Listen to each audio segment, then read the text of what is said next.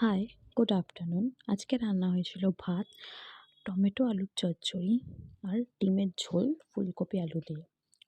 এই টমেটো আলুর চচ্চড়ির রেসিপিটা আমি তোমাদের দেখিয়ে দেবো।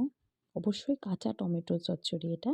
প্রথমে মিক্সির মশলাতে আমরা নিচ্ছি সাদা সর্ষে আর তার সঙ্গে ২ টো কাঁচা লঙ্কা, ঝাল অনুসারে যে যেরকম ঝাল খেতে ভালোবাসো সেরকম লঙ্কার পরিমাণ দেবে। তারপরে কড়াইয়ে তেল গরম করে আমি এখানে কিছুটা কাঁচা পেঁয়াজ ভেজে নেব। কাঁচা পেঁয়াজ একটু ভাজা ভাজা হয়ে গেলে আলু আর কাঁচা টমেটোটা একসঙ্গে এখানে কড়াইয়ে দিয়ে দিচ্ছি।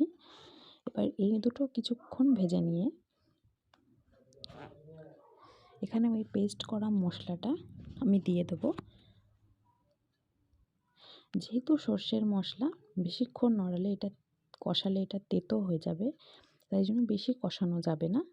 আর তারপরে একে একে নুন, হলুদ আর কিছুটা চিনিও আমি দিয়েছিলাম, যেটা আমি লাস্টে অ্যাড করেছিলাম। তোমরা চাইলে এরকম সময়তে মানে কষানোর সময়তেও অ্যাড করতে পারো। আর তারপরে জল দিয়ে আমি এটা সেদ্ধ করতে বসিয়ে দিয়েছি। টমেটো আলু সেদ্ধ হয়ে গেছে, রেডি সব।